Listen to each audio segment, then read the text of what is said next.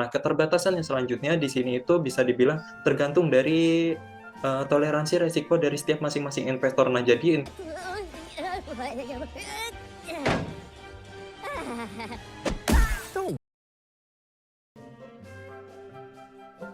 Assalamualaikum. Halo teman-teman semuanya, kabar baik di sini. Semoga teman-teman dimanapun berada juga dalam keadaan baik dan sehat selalu ya semuanya. Baik teman-teman, pada konten kita kali ini kita akan membahas mengenai return on investment. Nah, apa sih yang dimaksud dengan return on investment? Mungkin akan saya sedikit berikan gambaran ya teman-teman. Mungkin nanti kita setelah melakukan investasi, nah dari nilai investasi yang kita tanamkan tersebut itu, apakah bisa dibilang itu investasi yang kita tanamkan itu beat the market, atau bisa dibilang di sini itu mampu mengalahkan imbal hasil daripada instrumen investasi lain atau instrumen investasi yang ada di pasar. Nah, bagaimana cara menentukannya dan apa yang dimaksud lebih rinci dari return on investment? Oke, check this out.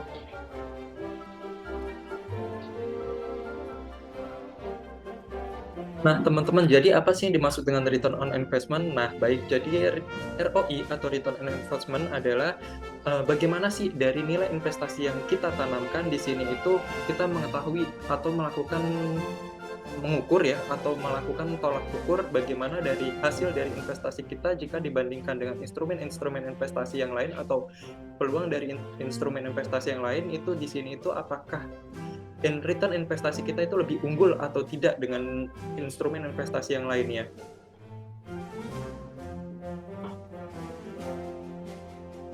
Jadi seberapa besar sih profitabilitas atau besaran keuntungan yang kita dapatkan apabila kita menempatkan suatu instrumen investasi di salah satu instrumen investasi tersebut dibandingkan dengan instrumen-instrumen investasi lainnya.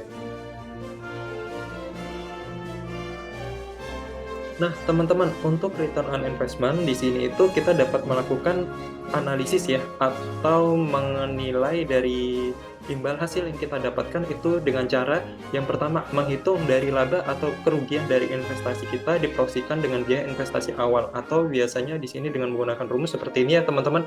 ROI sama dengan total nilai investasi akhir kita itu yang kita dapatkan berapa dikurangi dengan nilai dari biaya investasi awal kita. Nah, terus habis itu dibagikan dengan nilai dari atau biaya investasi awal kita. Nah, nanti akan didapatkan besarannya itu berapa persen, seperti itu. Nah, dari persentase ini lalu kita bandingkan dengan instrumen investasi sejenis, atau bisa dibilang di sini misalkan contohnya kayak saham dibandingkan dengan instrumen investasi deposito atau instrumen investasi emas dengan jangka waktu yang lama, yang mana yang lebih unggul. Nah, setelah kita lihat ternyata misalkan di sini itu ada salah satu yang lebih unggul. Nah, berarti di sini instrumen investasi itu lebih unggul jika dibandingkan dengan instrumen-instrumen investasi lainnya. Maka bisa dibilang di sini itu profitabilitas atau besaran keuntungan dari instrumen investasi tersebut itu jauh lebih besar jika dibandingkan dengan instrumen investasi lainnya, sehingga bisa memaksimalkan besaran keuntungan dari nilai investasi yang telah kita tanamkan.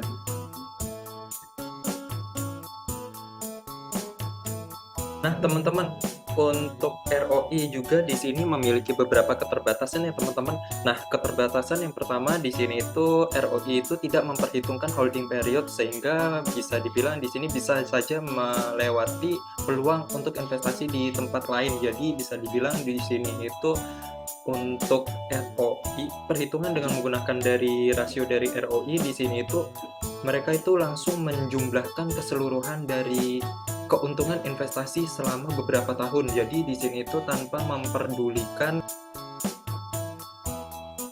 adanya compounding interest. Nah, apa itu compounding interest? Di beberapa video sebelumnya kita sempat membahas ya mengenai compounding interest. Mungkin tidak saya sebutkan kembali lagi di dalam video ini. Sehingga jadi di sini itu untuk ROI di sini itu tanpa mempertimbangkan kembali compounding interest yang diharapkan atau dipikirkan di sini.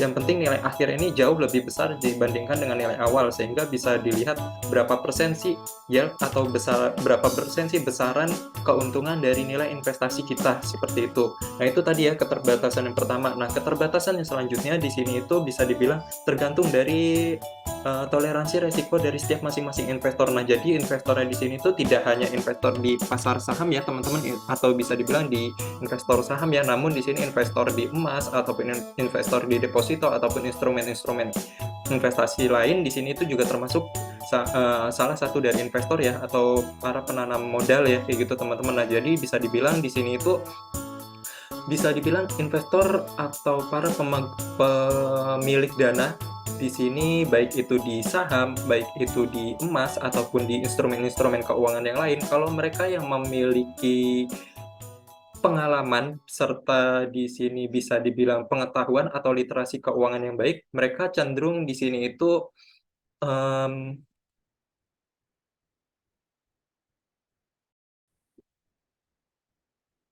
akan melakukan, bisa dibilang di sini tuh melakukan analisis terlebih dahulu. Nah, setelah melakukan analisis dari instrumen investasi yang akan mereka tempatkan, atau para pemegang saham atau para investor tersebut, atau investor-investor di instrumen keuangan lainnya, di sini itu setelah mereka melakukan analisis, apabila dirasa dari hasil analisis tersebut bisa dibilang layak untuk diinvestasikan, mereka baru akan melakukan penempatan, dan penempatannya tersebut itu bisa dibilang di sini akan cukup besar, dan diharapkan juga nanti di masa mendatang dari penempatan yang cukup besar di sini akan mendapatkan besaran persentase keuntungan atau pengembalian dari imbal hasilnya tersebut dalam bentuk return on investment di sini cukup besar juga. Nah, jadi bisa dibilang di sini berdasarkan pengetahuan serta literasi keuangan serta pengalaman dari masing-masing investor ini bisa berpengaruh ya. Nah, sebaliknya juga kalau misalkan bisa dibilang di sini pengalaman, literasi keuangannya kurang memadai oleh para investor yang baru, nah mereka juga cenderung bisa dibilang di sini itu, konservatif ya teman-teman. Jadi bisa dibilang di sini mereka itu cenderung konservatif untuk melakukan penempatan dana, sehingga bisa dibilang nanti juga imbal hasilnya juga cenderung akan, atau return on investment-nya di sini tuh cenderung akan lebih rendah.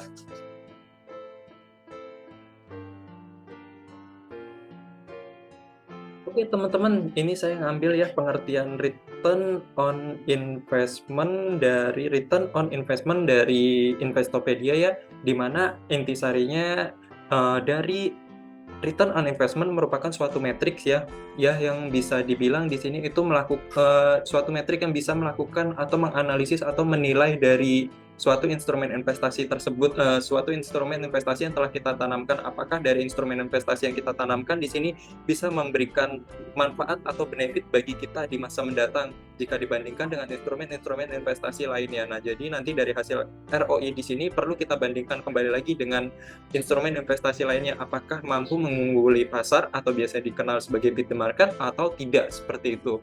Sehingga nanti kita bisa melihat yang instrumen investasi mana sih yang unggul, seperti itu ya teman-teman. Oke teman-teman, mungkin kita langsung masuk aja ya, menganalisis ke salah satu instrumen investasinya tersebut itu bisa dibilang nanti apakah mampu mengungguli pasar atau tidak. Oke teman-teman, di sini misalkan saya asumsikan, misalkan saya menempatkan deposito ya teman-teman pada awal tahun 2015 di sini tuh, saya menempatkan deposito misalkan sebanyak 8 juta rupiah.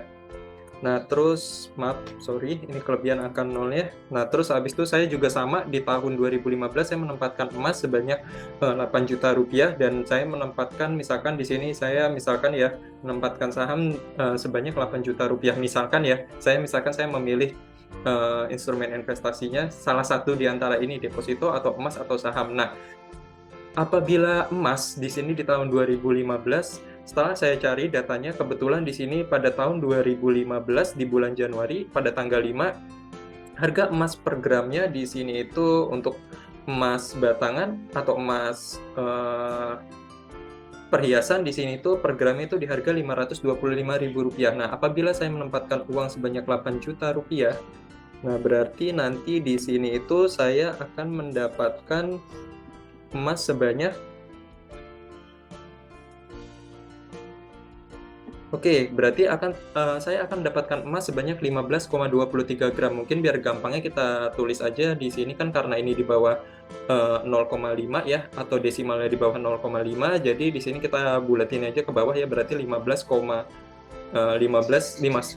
gram. Nah, namun kalau misalkan 15,63 berarti nanti bisa kita buletin menjadi 15,5 gram.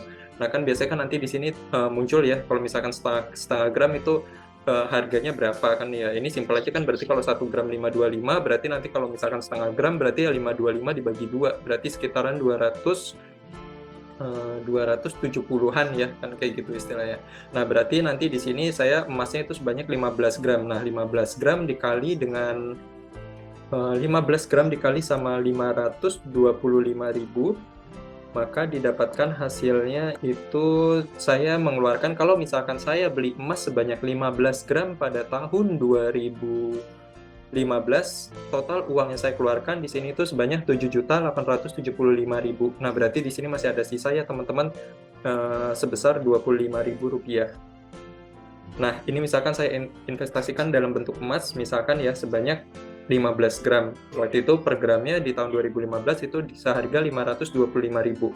Nah, misalkan di tahun 2015 yang sama, misalkan saya tidak menempatkan di dalam instrumen investasi deposito, tidak menempatkan dalam instrumen investasi emas, namun saya tempatkan dalam instrumen investasi saham. Nah, misalkan kebetulan saham yang saya beli itu misalkan saham WLTJ dengan kode sahamnya WLTJ, atau biasanya kita kenal itu perusahaannya itu perusahaan Ultra Jaya ya, yang kita kenal biasanya produknya itu produk Ultra Milk.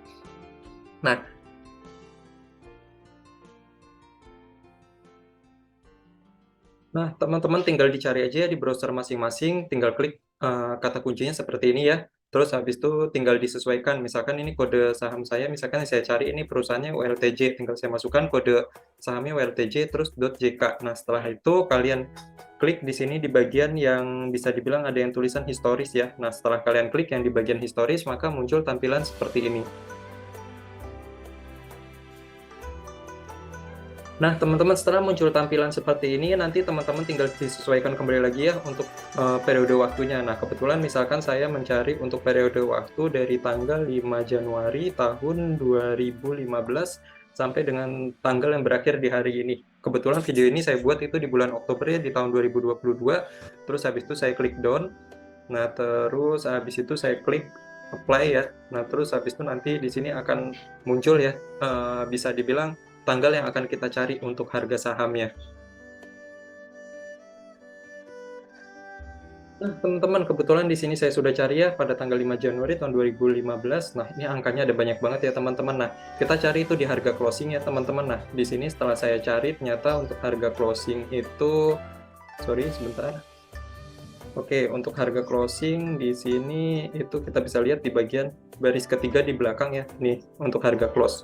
Nah, kebetulan di sini saya lihat untuk harga closingnya itu di kisaran 926,25, atau biasanya atau bisa kita buletin aja ya di 927 aja deh kayak gitu misalkan. Oke, berarti dengan uang 8 juta rupiah, waktu itu misalkan saya memiliki uang sebanyak 8 juta rupiah.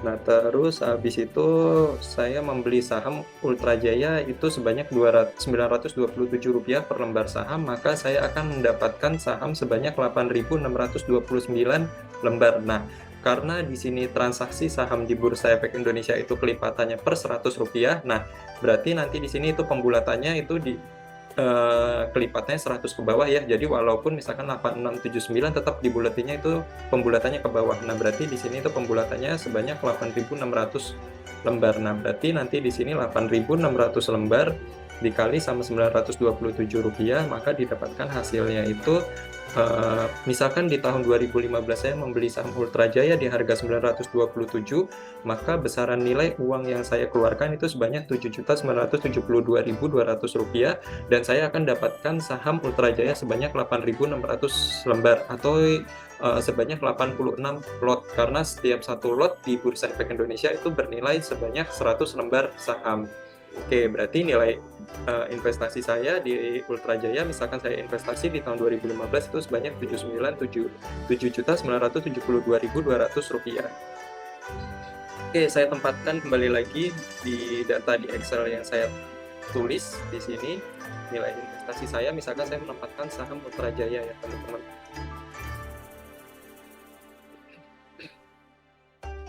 Nah, misalkan saya pengen mencari, misalkan ya saya asumsikan misalkan saya telah melakukan investasi di penempatannya di deposito di tahun 2000 dari sejak tahun 2015, dan baru akan saya cairkan depositonya tersebut di tahun 2022. Selama dari 2015 sampai 2022 di sini sepanjang 7 tahun itu tidak saya mencairkan deposito. Nah, baik itu bunganya ataupun pokoknya itu tidak saya cairkan ya teman-teman, namun saya gulung terus, atau bisa dikenal itu disebut sebagai compound interest ya teman-teman. Istilahnya saya gulung kembali lagi pokoknya tersebut, atau biasanya dikenal kalau di perbankan itu disebutnya sebagai ARO atau automatic rollover ya kayak gitu. Nah, jadi nanti berapa sih besaran investasi atau keuntungan atau besaran dari nilai akhir dari investasi saya. Teman-teman, ini saya ngambil di salah satu laporan publikasi dari Bank Indonesia ya. Di sini ada dari beberapa kelompok bank yang ada di Indonesia. Nah, misalkan saya tempatkan deposito sejak dari tahun 2015, kan berarti kan nanti mulai dari tahun 2016 saya akan dapatkan bunga ya teman-teman, kalau misalkan di konvensional. Nah, kalau di syariah saya mendapatkan margin. Nah, bisa dibilang sih walaupun di syariah ataupun konvensional marginnya itu hampir sama ya, menyerupai marginnya itu hampir menyerupai. Ya emang sih untuk konsep perhitungannya berbeda, tetapi bagi hasilnya itu tidak bakalan jauh-jauh dengan bagi hasil atau bunga yang ada di konvensional kayak gitu, karena di sini ditetapkan untuk bank konvensional, untuk di kategori bank umum di sini itu untuk penempatan 1 bulan itu marginnya di tahun 2016 sebesar 6,46%, dan begitu seterusnya sampai tahun 2020 dan 2021. Nanti kita akan lihat di tahun selanjutnya 5,81%, di tahun selanjutnya 6,92%, 6,05%, 4,25%, dan di tahun 2021 di sini itu imbal hasilnya untuk komersial bank itu sebesar 2,96%. Bisa kita lihat ya teman-teman, ini untuk deposito saja loh teman-teman, ibaratnya dari tahun ke tahun sudah semakin menurun. Oke, kita ambil aja ya teman-teman rata-ratanya untuk penempatan deposito selama penempatan deposito 1 bulan, dengan setiap 1 bulan sekali di sini akan saya lakukan ARO atau automatic rollover ya, sehingga diharapkan nanti di sini itu baik itu pokok serta bunganya itu tidak saya ambil atau saya gulungkan kembali lagi, atau biasanya disebut sebagai compounding interest ya teman-teman. Misalkan saya ambil rata-ratanya untuk deposito di sini itu selama 7 tahun, di sini itu rata-rata penempatan depositonya dengan bunganya itu sebesar 4%. Nah teman-teman,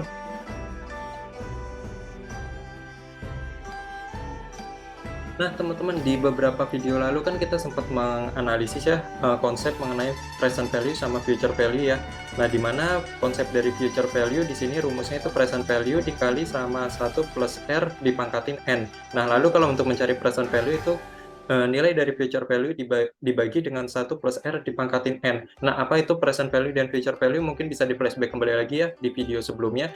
Nah, jadi kan di sini kita sudah mendapatkan ya nilai dari present value atau nilai investasi awal kita saat ini itu sebanyak 8 juta rupiah ya teman-teman. Di Excel tadi di sini penempatan awal kita atau nilai penempatan awal di tahun 2015 sebanyak 8 juta rupiah. Terus habis itu di sini itu kita sudah mendapatkan ya tingkat rata-rata bagi hasilnya atau tingkat rata-rata bunganya di sini itu sebesar 4% ya, dari tahun 2016 sampai dengan tahun 2021 itu tingkat rata-rata bunganya itu sebesar 4% ya. Tadi kan karena cenderung bergerak fluktuatif ya bunganya ya teman-teman, tadi kan mungkin teman-teman bisa memflashback kembali lagi di beberapa video sebelumnya. Nah, setelah nanti kita dapatkan tadi sudah kita dapatkan nilai present value-nya, sudah kita dapatkan juga nilai dari tingkat bunganya, dan N atau jumlah tahunnya kan tadi juga sudah cukup banyak ya teman-teman, dari tahun 2016, 17, 18, 19, 20, 21, 22. Nah, berarti itu kan sebanyak 7 tahun ya teman-teman.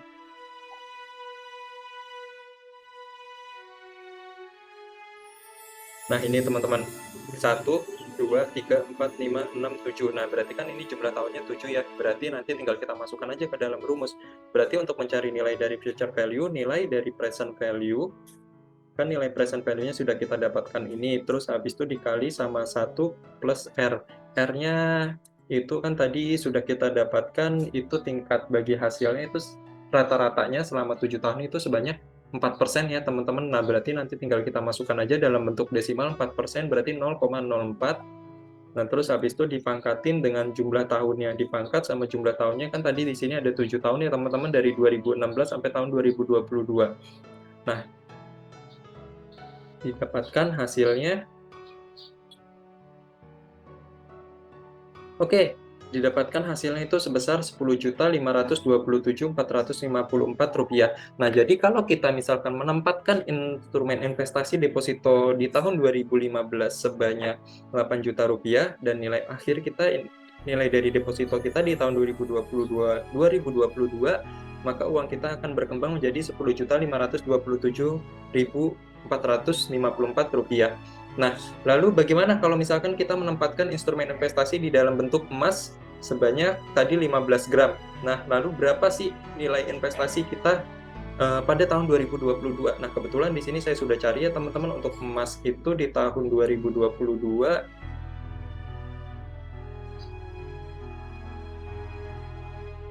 Nah, kebetulan pada tanggal 30 Juni di sini saya cari untuk emas di sini itu harga per gramnya di harga pada tanggal 30 Juni di sini tuh di harga Rp988.000.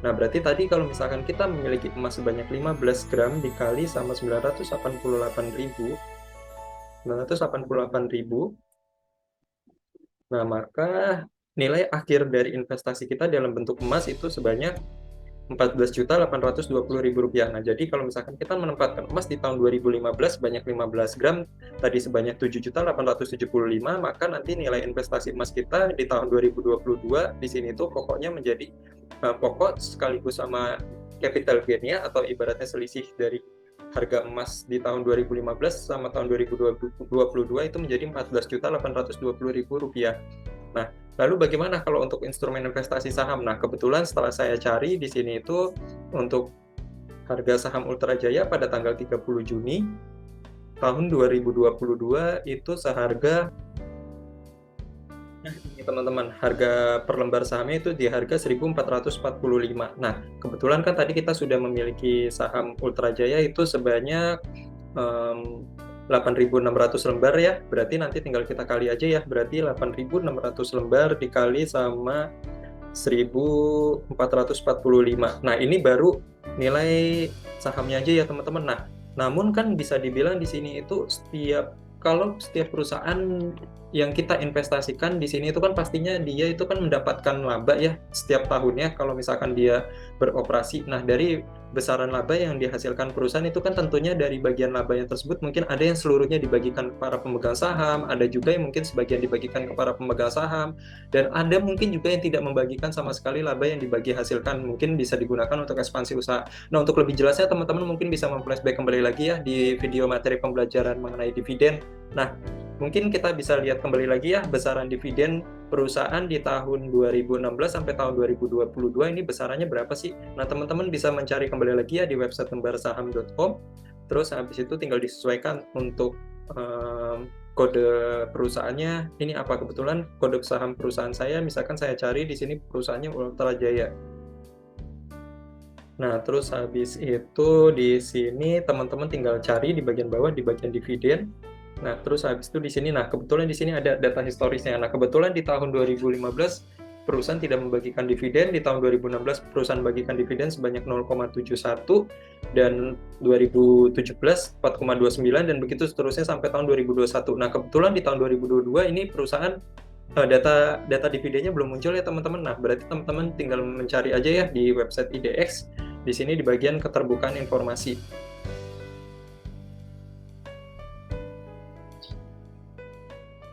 Nah, setelah teman-teman membuka website dari IDX, terus klik di bagian perusahaan tercatat, klik keterbukaan informasi, terus habis itu di sini kalian tuliskan dengan kode saham yang akan kalian cari.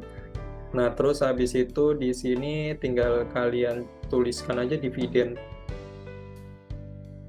Nah, terus habis itu nanti bakalan muncul tampilan untuk perusahaan yang akan kalian cari dividennya. Nah, di sini muncul ya, perusahaan melakukan aksi korporasi pembagian dividen tunai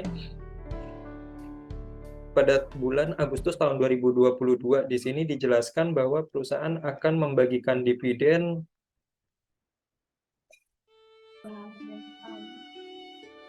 Nah, di sini didapatkan hasilnya keputusan hasil dari rapat umum pemegang saham, di mana dijelasin bahwa di sini rapat menyetujui bahwa membagikan dividen tunai sebesar Rp25 per lembar saham. Nah, berarti tadi kan kita sudah dapatkan ya teman-teman data pembagian dividen dari tahun 2015 sampai tahun 2022. Nah, lalu tinggal kita cantumkan kembali lagi aja ya ke dalam tabel yang sudah ada di dalam Excel tadi.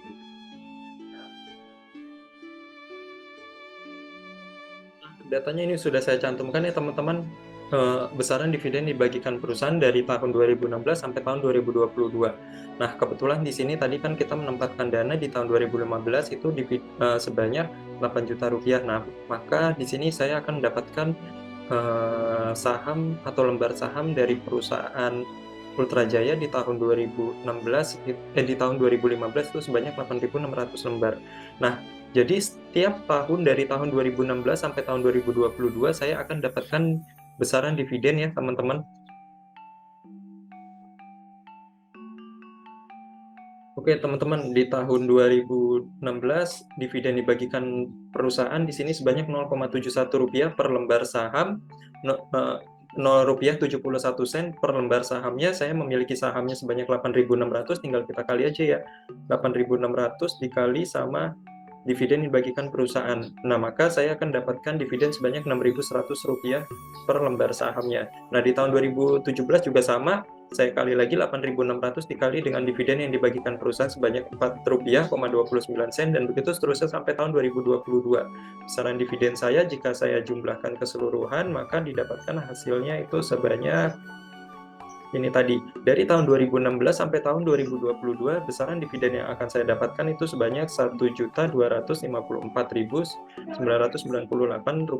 Nah, kan tadi kan kita bisa lihat ya, asumsikan misalkan di sini, misalkan sebagai contoh, saya memiliki sahamnya sebanyak Rp8.600 per lembar saham, harga sahamnya pada tanggal 30 Juni itu diperdagangkan di harga Rp1.445, dan kebetulan misalkan saya akan melakukan penjualan seluruhnya saham dari Ultra Jaya pada tanggal 30 Juni, dan setelah itu saya juga kan setiap tahunnya bakalan mendapatkan dividen ya teman-teman, dan besaran dividennya itu bervariasi ya.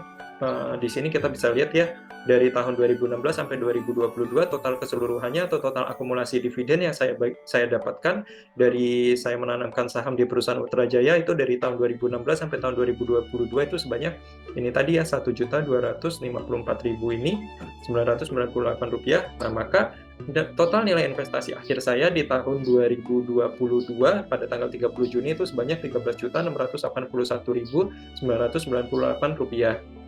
Nah, berapa sih ROI akumulasi? Nah, tadi kan di dalam PDF kan sempat dijelasin ya teman-teman, untuk mencari ROI itu kan rumusnya dari total nilai investasi akhir dikurangi sama biaya investasi awal. Nah, tadi kan total nilai investasi akhirnya sudah kita dapatkan ya teman-teman. Untuk deposito ini sebesar ini, nilai investasi awalnya ini, terus habis itu dibagi dengan nilai dari biaya investasi awal. Nah, berarti simpel aja ya teman-teman, berarti tinggal dikurangi aja ini, dikurangin ini, terus habis itu dibagi dengan biaya investasi awalnya. Nah, biaya investasi awalnya kan tadi di sini ini ya teman-teman sebanyak 8 juta rupiah. Nah, berarti rata-rata di sini itu untuk ROI-nya, untuk kalau misalkan kita menempatkan instrumen investasi deposito selama 7 tahun dengan nilai nominal 8 juta rupiah hingga tahun 2022, di sini itu dengan rata-rata bunganya sebesar 4%, maka di sini rata-rata ROI atau return on investment atau rata-rata imbal hasil kita selama 7 tahun itu sebesar 31,59%. Dan untuk emas, misalkan di sini kalau kita menempatkan emas sebanyak 15 gram dan kita lakukan penjualan seluruhnya di tahun 2022 di sini itu, maka rata-rata ROI atau rata-rata imbal hasil kita itu sebanyak 88,19%. Dan sedangkan kalau kita menempatkan instrumen investasi di saham di tahun 2015, di sini itu kita melakukan pembelian seharga sebanyak 8 juta rupiah, kita akan dapatkan 8.600 lembar saham dari Ultra Jaya. Misalkan sebagai contohnya di video ini perusahaannya Ultra Jaya, saya akan mengeluarkan uang sebanyak 7.972.200 rupiah, dan saya misalkan jual seluruhnya di tahun 2022. Kebetulan harga sahamnya saat ini di harga Rp1.445. Saya jual seluruhnya sahamnya di harga 8.600, dan setiap tahunnya sebelumnya di sini selama 7 tahun saya memegang saham Ultra Jaya, saya mendapatkan dividen. Setiap lembar sahamnya itu saya mendapatkan dividen bervariasi ya teman-teman. Di tahun 2016 sebesar 0 rupiah 71 sen, di tahun 2017 Rp4.29, dan begitu seterusnya sampai tahun 2022. Jika saya akumulasi menyeluruhnya, total dividen yang saya dapatkan dari saya investasikan atau saya tempatkan, penempatan dana saya di dalam saham, saya jumlahkan dengan capital gain atau selisih dari harga saham penjualan dengan harga saham pembelian, maka di sini itu nilai investasi saya itu sebesar Rp13.681.998. Nah, maka rata-rata dari ROI atau rata-rata imbal hasil kita apabila kita menempatkan di instrumen investasi saham itu sebesar 71,62%. Nah, di sini kita bisa lihat ya, ternyata untuk instrumen investasi emas itu masih cenderung jauh lebih unggul jika dibandingkan instrumen investasi deposito dan saham. Nah, berarti bisa dibilang di sini itu apabila salah satu atau investor yang menempatkan emas di tahun 2015 di sini itu sebanyak Rp8 juta, imbal hasil yang dia dapatkan itu jauh lebih besar daripada dia tempatkan di instrumen investasi saham Ultrajaya ataupun menempatkan instrumen investasi deposito ya teman-teman. Nah, ini tadi kan secara keseluruhan ya. Nah, lalu misalkan ini kan tadi kan kita menempatkannya selama 7 tahun ya teman-teman, dari tahun 2016 sampai tahun 2022. Nah, rata-rata per tahunnya berapa sih imbal hasil kita kayak gitu istilahnya? Oke, berarti kan tadi 31,59 ini untuk yang di deposito dibagi dengan 7 tahun, berarti rata-rata imbal hasilnya sebesar 4,51%.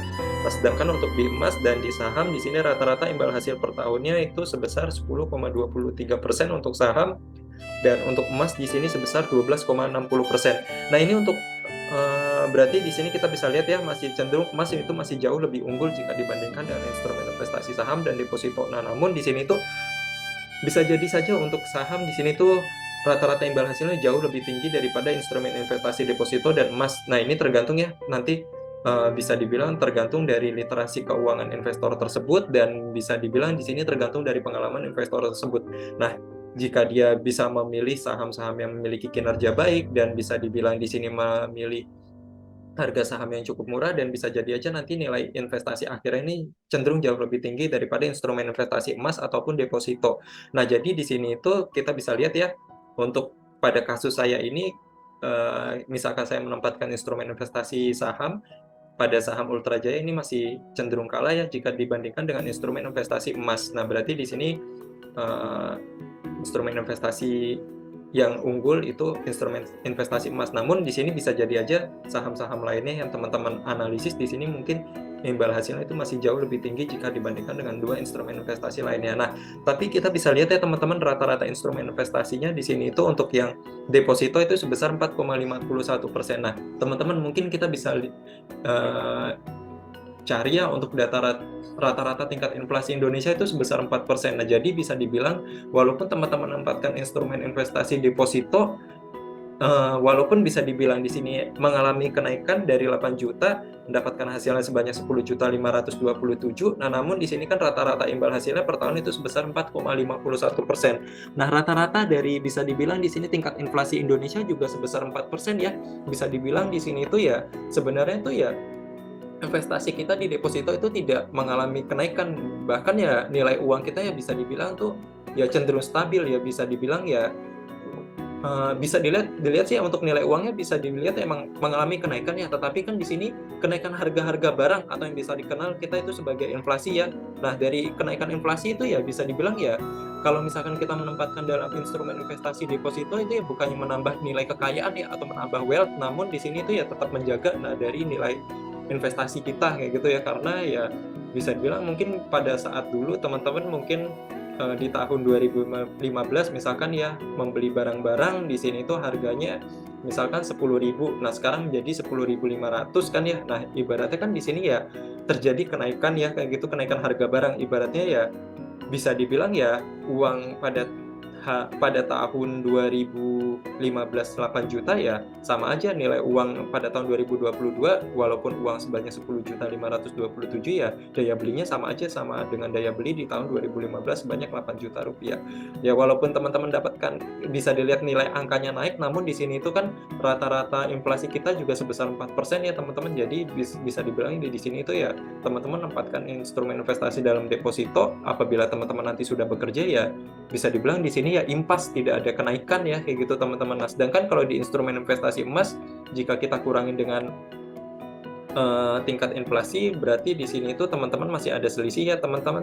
Selisihnya sebesar 8,60%. Berarti di sini teman-teman masih ada sedikit keunggulan ya teman-teman untuk instrumen investasi emas ataupun saham. Nah, sedangkan saham di sini masih ada selisih kenaikan dari nilai aset teman-teman atau kenaikan dari nilai kekayaan teman-teman. Kalau untuk yang di saham sebesar 6,23%, sedangkan kalau untuk di instrumen investasi emas, kenaikan dari nilai kekayaan kalian itu, nilai bersihnya setelah dikurangi dari kenaikan inflasi, per tahun rata-ratanya itu sebesar 4%, kenaikan nilai aset kalian atau kenaikan dari nilai kekayaan kalian itu sebesar, kalau untuk yang di emas itu sebesar 8,60%. Dan untuk contoh kasusnya di sini, untuk saya melakukan, misalkan sebagai contoh saya melakukan pembelian saham Ultra Jaya, di sini itu kenaikan kekayaan saya itu per tahunnya itu sebesar 6,23%. Oke teman-teman, pada video ini tadi kita sudah membahas ya atau menelaah ya teman-teman, apa itu yang dimaksud dengan ROI. Jadi ROI itu bisa dibilang adalah suatu tolak ukur bagaimana sih menilai dari nilai investasi kita jika dibandingkan dengan instrumen investasi lainnya, apakah unggul atau tidak.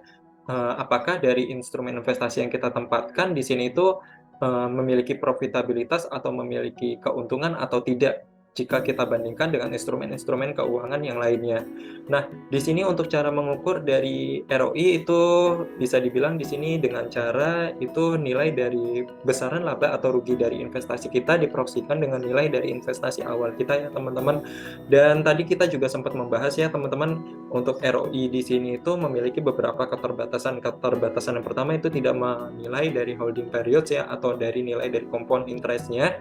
Dan yang kedua di sini itu setiap dari masing-masing investor itu memiliki toleransi resiko yang berbeda-beda. Dan di sini juga kita telah menganalisis ya teman-teman, di salah satu dari menganalisis dari beberapa instrumen investasi. Di sini ada instrumen investasi deposito, emas, dan salah satunya di sini di saham saya ngambil contoh salah satu sahamnya itu saham Ultra Jaya ya teman-teman. Ternyata setelah dianalisis dari ketiga saham di sini, ternyata untuk dari analisis ini ROI emas jika kita setahunkan di sini rata-ratanya itu sebesar 12,60%, masih cenderung lebih unggul daripada instrumen investasi saham dan deposito. Nah, mungkin bisa jadi saja instrumen investasi saham ini masih cenderung jauh lebih unggul dibandingkan emas dan deposito, ya karena mungkin ya bisa jadi aja nanti mungkin di sini ya investornya tersebut itu bisa jadi di sini memiliki literasi keuangan cukup baik, dan bisa dibilang di sini memahami memahami resiko dari investasi, dan bisa dibilang dia bisa memilih instrumen investasi yang cenderung lebih murah dan bisa meningkatkan dari nilai investasinya. Di sini itu pada saat ini itu harga sahamnya bisa cenderung lebih tinggi. Nah, ini bisa jadi saja ya teman-teman. Oke teman-teman, demikian ya untuk konten penelaahan kita pada kali ini. Semoga konten kali ini bisa bermanfaat buat teman-teman semuanya. Selamat beraktivitas kembali. Subhanakallahumma wa bihamdika asyhadu an la ilaha illa anta astaghfiruka wa atubu ilaik. Wassalamualaikum warahmatullahi wabarakatuh. Arigatou gozaimasu.